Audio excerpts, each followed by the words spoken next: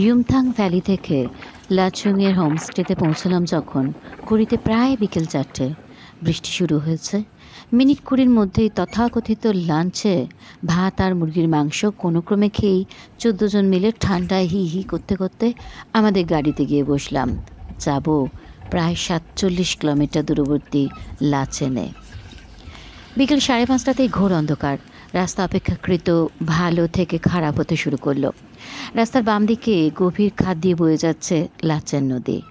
ডান দিকের পর্বতগুলো থেকে অনবরত জল লাফিয়ে নামছে গোটা যাত্রাপথেই। প্রায় ঘোর অন্ধকারে সেসব লাফ দেওয়া জলধারার আওয়াজ পাচ্ছি শুধু। পরদিন গ্যাংটক থেকে ফেরার পথে কয়েকটাকে মোবাইল বন্দি করি। রাত প্রায় 10টার সময় 14টি পর্যটক যখন লাচেনের পূর্ব নির্দিষ্ট হোটেলে হাতায় গিয়ে পৌঁছালাম, কারো শরীরেরই কোনো আর এনার্জি নেই। 3 ডিগ্রি সেন্টিগ্রেড তাপমাত্রায় শরীর চাইছিল গরম খাবার আর একটা ভালো বিছানা। 4তলা হোটেলের ঘরগুলি অনেক বড়, ওয়েল ফার্নিশড, সুস্বাদু সব গরম খাবার। ঠিক লাচুংয়ের অভিজ্ঞতা বিপরীত। প্রতি কাপলের জন্য একটি করে ঘর নির্দিষ্ট, 3000 টাকা নাকি ভাড়া। লাচেনে কিন্তু হোটেলের সংখ্যা সত্যি অনেক কম। বেশিরভাগ সময় বিদ্যুৎ থাকে না, ডিজেল পরিয়ে অনবরত জেনারেটর চলছে। এখান থেকে কাল সকালে আমরা যাব কালাপাথর আর গুরুদাংবার। পরদিন 1 কাপ করে লিকার চা খেয়ে হোটেলেই সব লাগেজ রেখে শুধুমাত্র জলের বোতল, কর্পূর আর অক্সিজেন সিলিন্ডার নিয়ে 14টি প্রাণী ভোর 5:30টায় গাড়িতে চেপে রওনা হলুম। লাচেন নদী আমাদের ডান পাশে তীব্র গতিতে বয়ে যাচ্ছে। নদীর বুকময় বড় বড় পাথর, যা দুপাশের পর্বত থেকে খসে পড়েছে। পুরনো ব্রিজটি ভেঙে পড়ে আছে। আমরা যাব নতুন বানানো বেইলি ব্রিজ দিয়ে। মিহি কাদার কাঁচা রাস্তা দিয়ে জল যত্রতত্র গড়িয়ে যাচ্ছে। কোনো গাড়ি তীব্র গতিতে যেতে পারছে না। ব্রিজটির ওপর দিয়ে একটি মাত্র গাড়ি একেবারে যেতে পারবে, ফলে পর্যটক গাড়িগুলি লাইন করে দাঁড়িয়ে।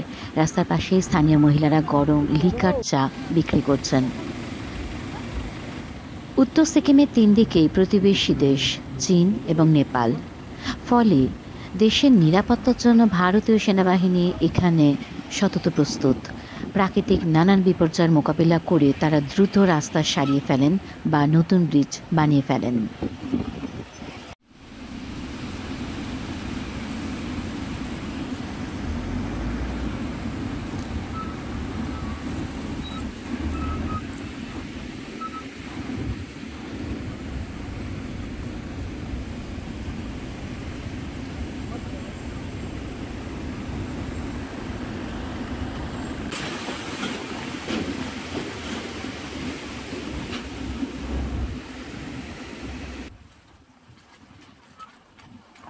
কী কী প্রাকৃতিক বিপর্যয়?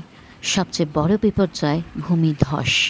যখন তখন, বিশেষ করে বর্ষাকালে, এখানে ভূমিধসের প্রবণতা বাড়ে। বিশাল বিশাল বোল্ডার পড়ে রাস্তা ভাঙে, ব্রিজ ভাঙে। তাই এ চত্বরে বিঘ্ন ছাড়া ঘুরে গ্যাংটক পৌঁছানো সত্যি ভাগ্যের ব্যাপার। এছাড়াও জায়গাটি তীব্র ভূমিকম্প প্রবণ। বর্তমানে আবার ফ্ল্যাশ ফ্লাড বা হরপাবানের প্রকোপও বাড়ছে। অর্থাৎ নদীতে এখানে দেখলাম জল বেশি নেই, কিন্তু নিমেষের মধ্যে নদীর উচ্চ গতি থেকে এক গাদা জল এসে কুল প্লাবিত করে দিল। অর্থাৎ নদীটির আপস্ট্রিমে মেঘ ভাঙা বৃষ্টির জল নিচে নেমে এসেছে। নদী তীরে থাকা সেনাবাহিনীর শিবিরগুলি বা অল্প কয়েকটি বসতি সব তীব্র স্রোতে ভেসে চলে যায়।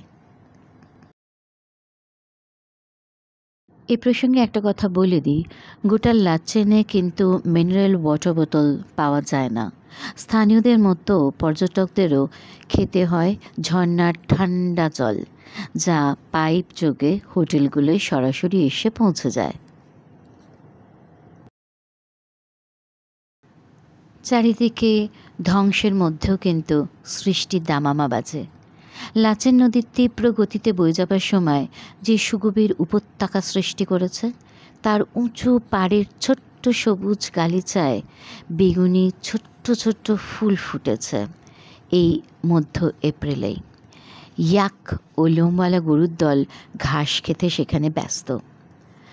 অজস্র উপনদী প্রচুর জল নিয়ে লাচেন নদীর বুকে লাফিয়ে লাফিয়ে নামছে। 2750 মিটার উঁচু লাচেন থেকে এখন আমরা অনেকটাই উঁচুতে উঠে গেছি।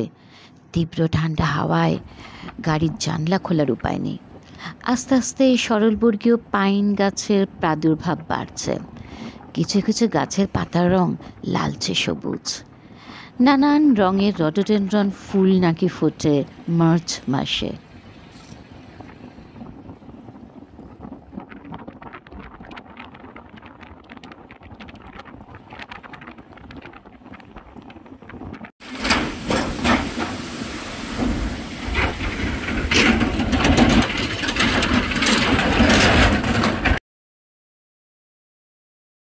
লোকবসতি প্রায় নেই বললেই চলে। গোটা যাত্রাপথে থাঙ্গু গ্রামটি ছাড়া আর খান তিনেক গ্রাম চোখে পড়ল। তাদের মধ্যে আবার দুটো গ্রামে তো মাত্র 4টে থেকে 6টা কাঠের ছোট ছোট একতলা বাড়ি। অধিবাসীরা নাকি চাষ করে আর পশুপালন করে। প্রসঙ্গক্রমে বলে দিই, সমতলের অধিবাসীদের এত উঁচুতে অক্সিজেনের একটু প্রবলেম হতে পারে, তাই এই ট্রিপে কিন্তু গ্যাংটকের ওষুধের দোকান বা ভুলে গেলে যাত্রার আগে জিপ স্ট্যান্ডেই পাওয়া যায় ছোট ছোট অক্সিজেন সিলিন্ডার, তা অবশ্যই কিনে সঙ্গে রাখতে হবে। দাম নেবে 500 থেকে 600 টাকা।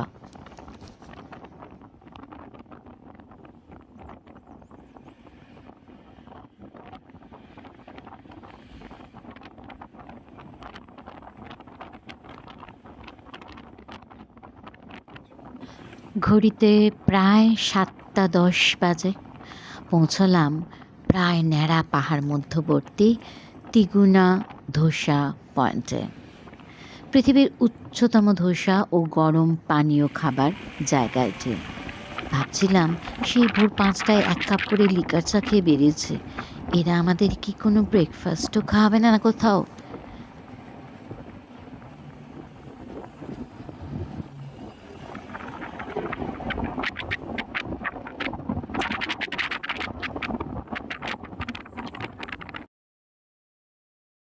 এই ধোসা পয়েন্টেই এই চত্বরের শেষ দোকানপাট।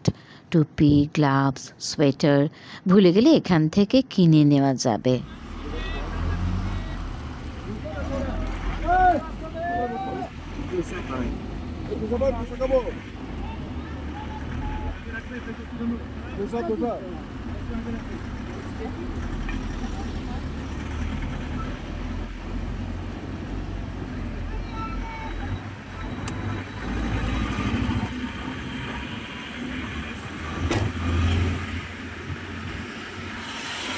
একটু পরেই পড়ল থাঙ্গু মিলিটারি চেকপোস্ট। ড্রাইভারকে আমাদের সবার এ চত্বরে ভ্রমণ করা সরকার গৃহীত অনুমতিপত্র দেখাতে হলো।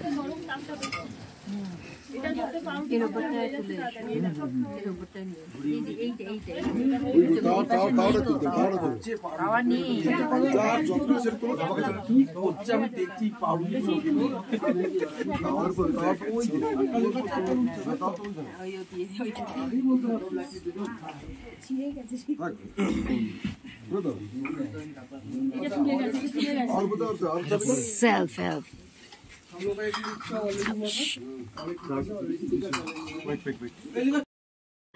আমাদের জন্য নির্ধারিত কাঁচা পাউরুটিকে আমরা একটু কষ্ট করে পাকা করে নিয়েছিলাম, আর সঙ্গে জ্যাম।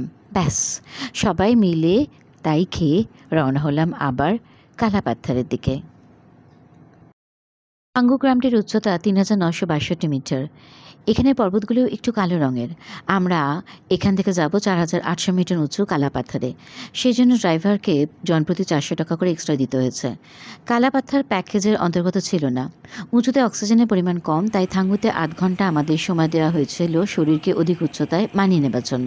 এখানে লাচেন নদীর সাথে চোপতা নদী এসে মিশেছে। হিমবাহের রাজত্বে ঢুকে পড়েছে। ডান দিকে হিমবাহের ক্ষয়ের ফলে সৃষ্ট সর্ক বা করি স্পষ্ট। পাশেই দেওয়ালের মতো খাড়া আড়ে দাঁড়িয়ে, গায়ে তার বালি আর চাপড়া ঘাসের ডোরা কাটার জামা যেন। বাম দিকে নদী উপত্যকা ছাড়িয়ে উঁকি মারছে সাদা মাথা চির বরফাবৃত পর্বতশ্রেণী। মনে হয় কাঞ্চনজঙ্ঘারই উত্তর পূর্ব দিক এটি। শিলার গায়ে অজস্র চ্যুতি রেখা, আকাশ মেঘমুক্ত, একদম নীল। মনটা আকাশের মতোই খুশিতে ঝলমল করে উঠল। এরকম জায়গায় ঘুরে বেড়ানো সত্যি চিরকালীন একটা স্মৃতি। এবার পর্বতের শিলাগুলো সব কালো কালো রঙের মালুম হলো। নেপালেও কালাপাথর বলে একটা জায়গা আছে। এটি সিকিমের কালাপাথর। গোটা অঞ্চলটি একসময় টেথিসের নিচে ছিল। পরবর্তীকালে আগ্নেয় ও রূপান্তরিত শিলার প্রাধান্য এই অঞ্চলে বেড়েছে। সিস্ট আর নিশ অধ্যুষিত অঞ্চল, সাদা কালোর কম্বিনেশন নীলাকাশের নিচে সত্যি মনোমুগ্ধকর। রাস্তার ধারে ধারে হিমবাহের বয়ে আনা গোলাকার পাথরের টুকরো অর্থাৎ মোরেন পড়ে রয়েছে। চলেছি 4023 মিটার উঁচু চোপতা উপত্যকার মধ্যে দিয়ে। বামে চোপতার নদী বয়ে চলেছে, ডান দিকে পাহাড়ময় জাস্ট কাদামাটি আর নুড়ি। কোনো বড় বৃক্ষ নেই, শুধু কালচে লাল বা কালচে সবুজ রঙের অ্যালপাইন ঘাস। নিচ থেকে দেখে মনে হচ্ছিল চা বাগান।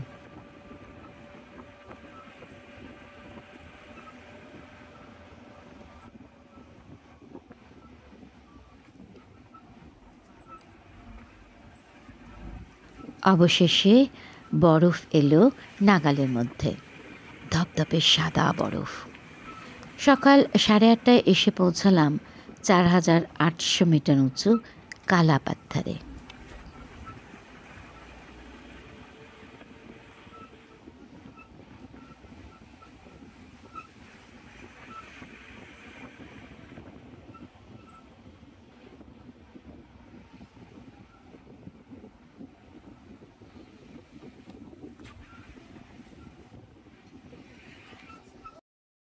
চিরস্থায়ী বরফের রাজ্যে পৌঁছে প্রকৃতি মাকে আগে হ্যাটস অফ করলাম। তারপর চললাম নিচে ওই দূরে বয়ে যাওয়া নদীটার উৎস সন্ধানে।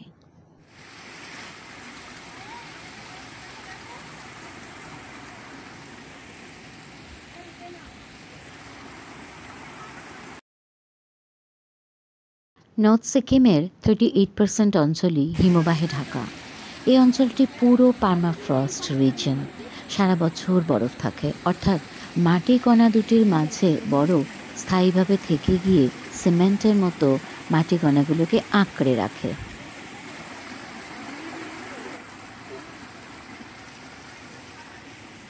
আমাদের এখানে ঘণ্টাখানেক সময় দেওয়া হয়েছিল। অনেক পর্যটকই অক্সিজেন কম বলে প্যানিক করছিলেন। বেশি উত্তেজিত হলে শরীরে অক্সিজেনের চাহিদা আরও বেড়ে যায়। তাই এখান পর্যন্তই পর্যটকদের গতির ইতি। এর আগের উচ্চতায় যায় একমাত্র মিলিটারি গাড়িগুলো, 4টি চাকায় কাঁটার শেকলে মুড়ে।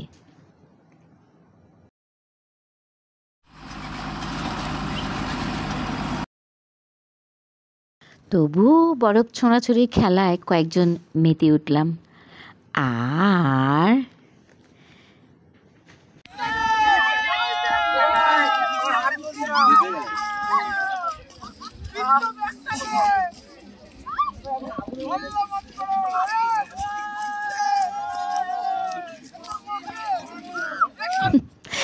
দিনে পয়সায় পাছা ঘষতে প্যান্টটি ভিজিয়ে স্লিপ খাবার নেশায় ওই ওপরে গিয়েই উঠতেই হলো একবার।